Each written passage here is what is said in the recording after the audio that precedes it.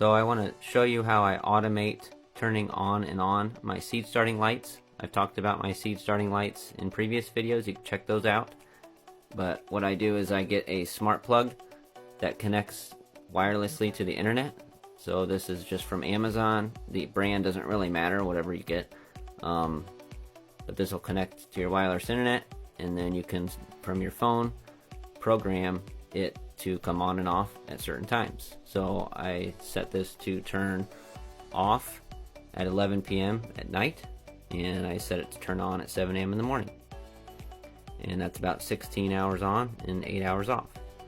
And what I also do is, if you have multiple different things, so I get one of these and plug this into the wall or a power strip, and then I plug something like this into this.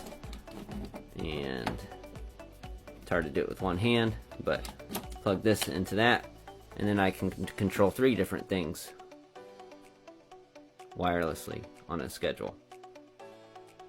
So I don't have to come down here to my, this is in the basement, and I don't have to come down here manually and turn these on and off all the time. So just wanted to give you a quick tip on how I do that, and let me know if you have any questions. Thanks.